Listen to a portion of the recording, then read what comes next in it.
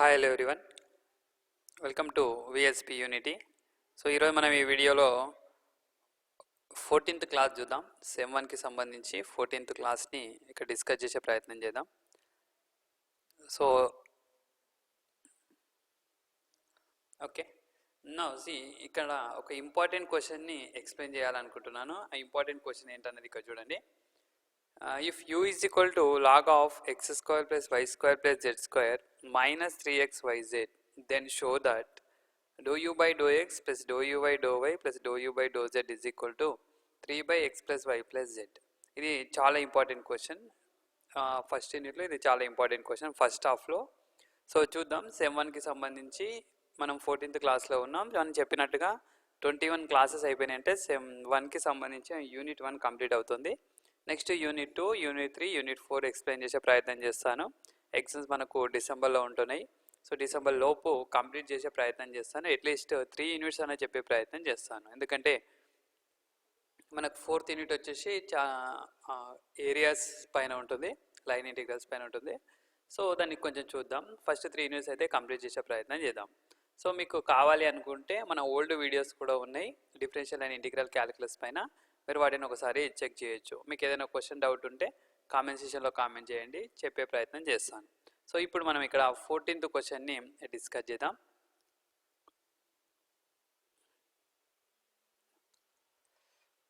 Okay, so ఇక్కడ చూసినట్లయితే question ఏమి ఇచ్చాడో చూద్దాం.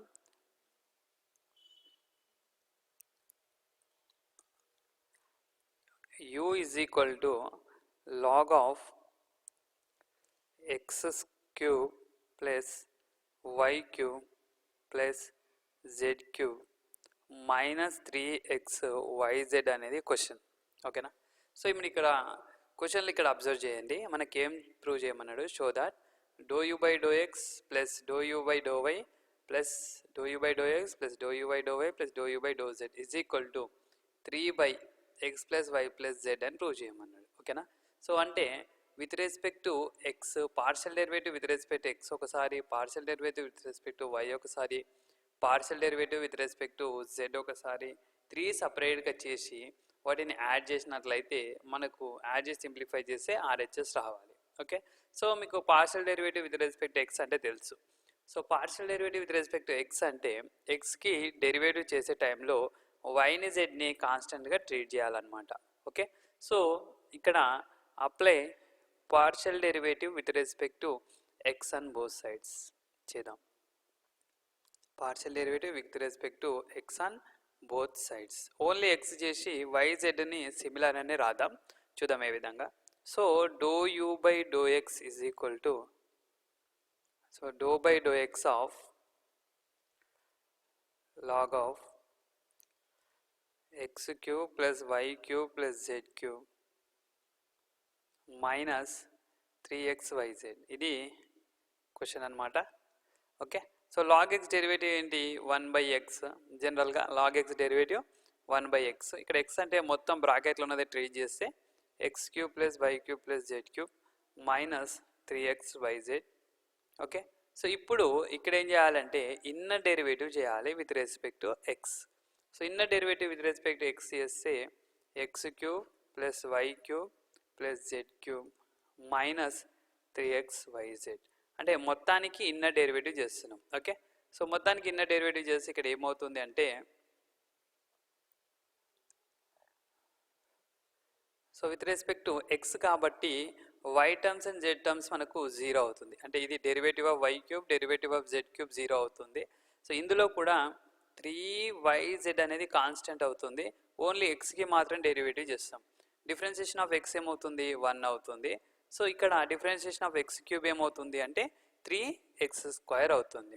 సో ఫైనల్గా ఇక్కడ న్యూమరేటర్లో ఏమొస్తుంది అంటే ఎక్స్ క్యూబ్కి 3x² minus 3yz constant, x ప్లస్లో డెరివేటివ్ ఆఫ్ ఎక్స్ 1 అవుతుంది. సో ఇది numerator divided by x cube plus y cube plus z cube minus 3xyz. ఇది do you by do x అనమాట. Do you by do x. So ఇప్పుడు సిమిలర్గా do you by do y and do you by do జెడ్ని రాద్దాం. దీన్ని base చేసుకొని do you by do వైని do you by do జెడ్ని రాద్దాం. సో చూడండి, డో యూ బై డో వైని రాసి ఏమొస్తుంది అంటే, so with respect to X చేసినప్పుడు ఏమైంది, ఇక్కడ 3x² వచ్చింది, ఇందులో ఎక్స్ టర్మ్ లేదు. విత్ రెస్పెక్ట్ టు వై చేస్తే ఏమొస్తుంది, ఇందులో y² వస్తుంది, ఇందులో y టర్మ్ ఉండొద్దు, 3xz. Okay, it's divided by డినామినేటర్లో కామన్ లాగ్ ఎక్స్కి 1/x కదా, సో ఇక్కడ కామన్ వస్తుంది x³ plus y³ plus z³. Okay, minus 3xyz. Okay, next do you by do z చేద్దాం. Do you by do z చేద్దాం. Do you by do z చేసినప్పుడు 3z³ 3z² minus 3xy z ఉండొద్దు కదా, is divided by x³ plus y³ plus z³ minus 3xyz. ఇవి మనకు కావాల్సిన క్వశ్చన్లో ఎల్హెచ్ఎస్లో ఏవైతే ఉన్నాయో అవి మనకి ఇక్కడ రావడం జరిగింది. వీటి 3ని యాడ్ చేస్తే ఏమొస్తుంది, do you by do X plus do you by do why plus do you by do Z is equal to, first one add చేస్తే 3x² minus 3yz divided by x³ plus y³ plus z³ minus 3xyz. Okay, plus 3y² minus 3xz is divided by x³ plus y³ plus z³ minus 3xyz plus 3z² minus 3xy is divided by x³ plus y³ plus z³ minus 3xyz. So ఇది addition చేయడం వల్ల మనకు వచ్చింది, right. ఇక్కడ చూడండి, డినామినేటర్లు అన్నీ same ఉంటే మనం ఏం చేస్తాం, డినామినేటర్లు అన్నీ సేమ్ ఉంటే న్యూమరేటర్స్ని డైరెక్ట్గా యాడ్ చేస్తాం, addition of fractions. Okay, so న్యూమరేటర్స్ని ఇక్కడ యాడ్ చేద్దాం. ఏమొస్తుంది, 3x² minus 3yz plus 3y² minus 3xz 3z² minus 3xy. okay, is divided by common denominator x³ plus y³ plus z³ minus 3xyz. Okay, so న్యూమరేటర్లో 3 common తీసుకుని ఒక ఆర్డర్లో రాదాం న్యూమరేటర్లో. So 3 common తీసుకుంటే x² plus y² plus z². Okay, minus xy minus yz minus zx is divided by,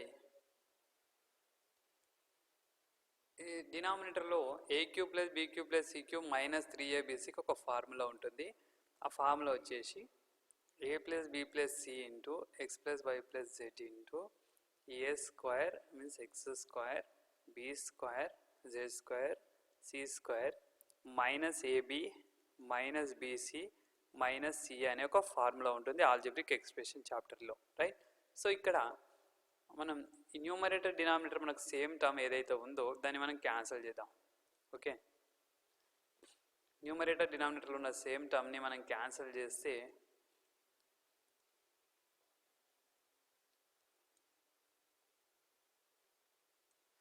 ఇక్కడ ఏం మిగిలింది, అదే మనకు కావాల్సిన RHS అనమాట. అంటే 3/x plus y plus z is our RHS. Okay, LHS తీసుకున్నాం, దాని నుంచి RHSని తీసుకొచ్చినాం, ఎన్స్ ద ప్రాబ్లం, రైట్. సో ఇది చాలా important, easy and important question. కానీ ఎగ్జామ్లో మనకి ఇది లాంగ్ క్వశ్చన్కి వచ్చినప్పుడు మీరు ఇక్కడ సిమిలర్లీ అని రాయొద్దు. ఇక్కడ నేను రాశాను కదా, do you by do Y do you by do Z అనేది సిమిలర్లీ అని రాయడం జరిగింది. ఇక్కడ కంపేర్ చేస్తూ ఒకటి చేసినాం, కంపేర్ చేస్తూ మిగిలిన 2 రాయడం జరిగింది. సో మీకు ఇది లాంగ్ క్వశ్చన్గా వచ్చినట్లయితే ఈ 3 సపరేట్గా చేయాల్సి ఉంటుంది. షార్ట్ క్వశ్చన్కి వస్తే సిమిలర్లీ అని రాసవచ్చు, నో ప్రాబ్లం. ఓకేనా. సో జనరల్గా అయితే ఇది లాంగ్ క్వశ్చన్గానే వచ్చే అవకాశం ఉంది, చెప్పలేమన్నమాట. లాంగ్ క్వశ్చన్ వస్తే లాంగ్ క్వశ్చన్, షార్ట్ వస్తే షార్ట్ అనమాట. Okay, so thank you for watching. Have a nice day. మన ఛానల్కి ఎవరైనా ఫస్ట్ టైం వచ్చిన వాళ్ళు ఉన్నట్లయితే సబ్స్క్రైబ్ చేసుకోవడం మాత్రం మర్చిపోకండి. Thank you.